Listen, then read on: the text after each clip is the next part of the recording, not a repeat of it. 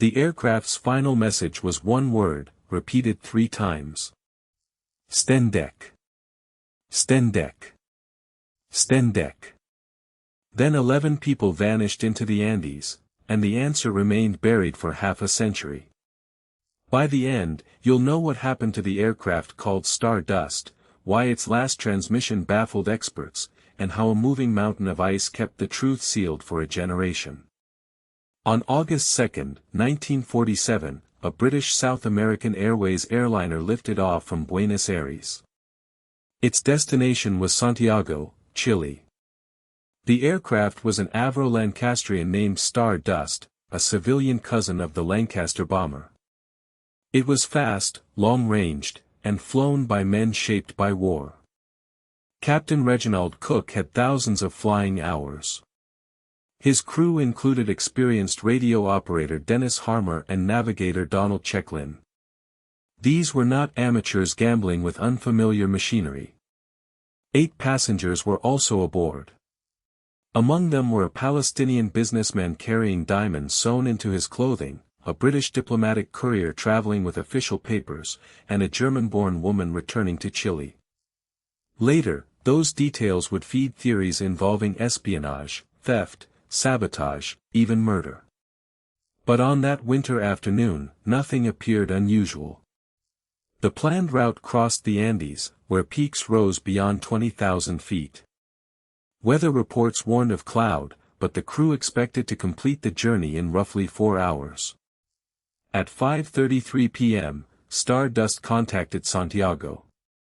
The aircraft reported that it expected to arrive at 5:45. 12 minutes away. Then came another transmission. A strange word, sent in Morse code 3 times. STENDEC. The Santiago operator asked for clarification. The crew repeated exactly the same letters, twice. Then the radio went silent. The message made no sense. STENDEC was not a recognized aviation distress call. It was not a standard weather report. It was not an obvious location, instruction, or mechanical warning. And according to the receiving operator, the signal was loud and clear. That matters. A weak transmission can scramble Morse code. But this one reportedly arrived with enough strength to suggest Stardust was close to Santiago, exactly where the crew believed it was. When the aircraft failed to appear, search teams moved quickly. Aircraft swept across the route. Ground parties entered valleys and mountain passes. Chilean and Argentine authorities joined the effort. They found nothing. No smoke. No scattered luggage. No bodies. Not even a patch of scorched snow. You have to understand how impossible that seemed. A Lancastrian was more than 23 meters across. If it struck an exposed mountainside, search pilots expected to see a scar against the snow. Instead, the Andes swallowed the entire aircraft. And that absence transformed an accident into a legend. One theory claimed the diamonds had attracted criminals. Another suggested the diplomatic documents connected the flight to post-war intelligence operations. Some believed the crew had secretly landed elsewhere. Then came the most seductive possibility. Perhaps STENDEC was a coded final warning. Investigators tested anagrams and Morse code errors. They compared the letters with possible phrases. Decades later, radio enthusiasts would propose meanings ranging from technical abbreviations to desperate descriptions of the weather. None could be proven.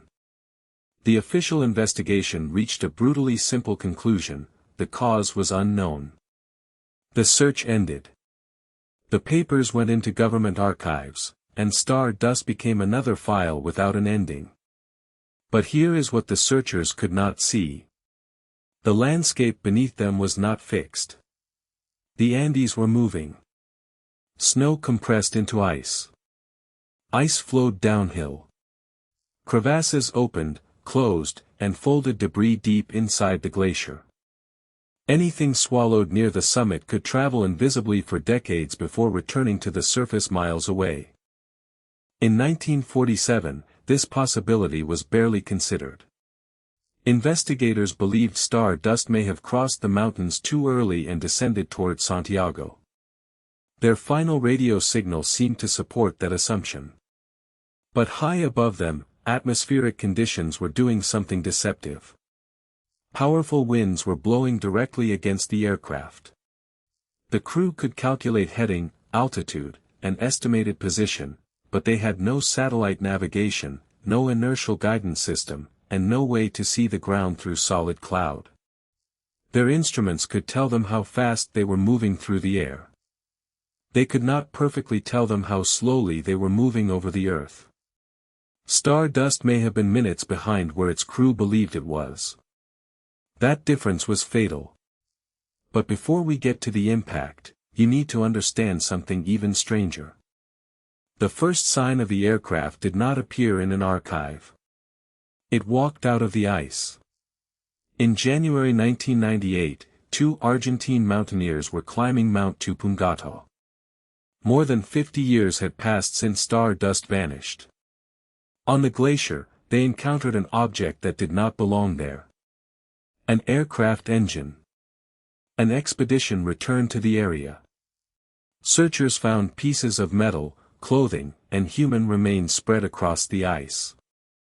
Serial numbers confirmed it. This was star dust.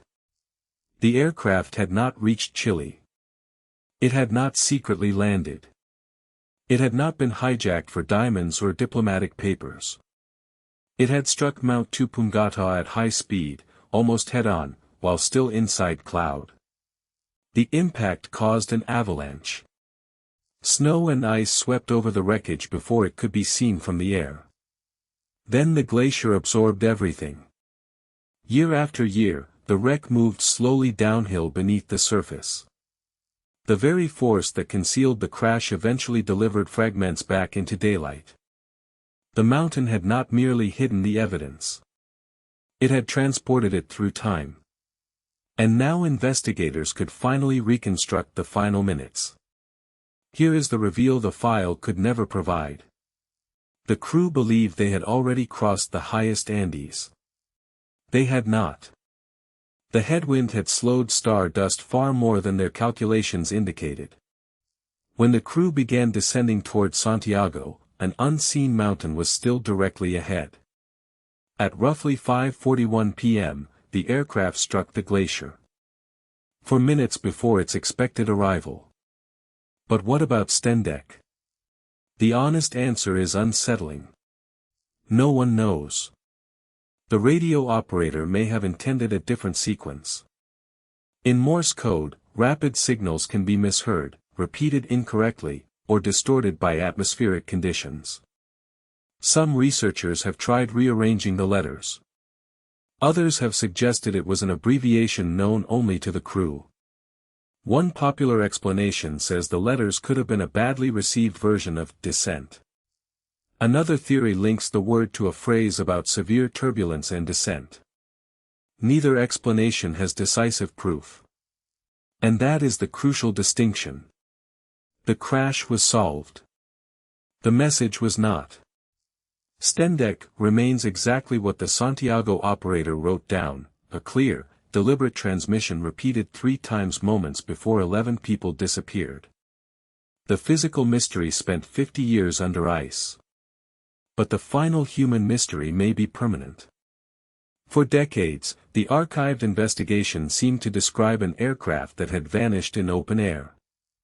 In reality, it documented something more frightening, a professional crew making logical decisions from information that was almost correct.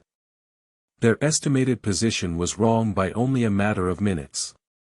But in the Andes, minutes can equal an entire mountain range.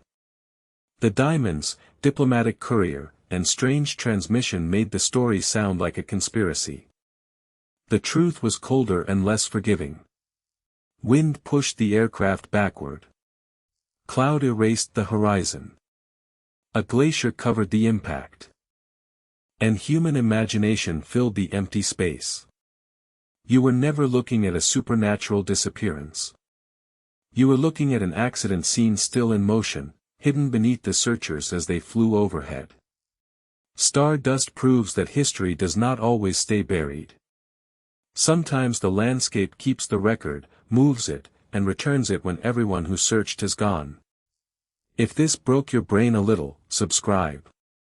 We drop one of these every week. Next time, the abandoned ship found drifting with its cargo untouched, and no crew anywhere aboard.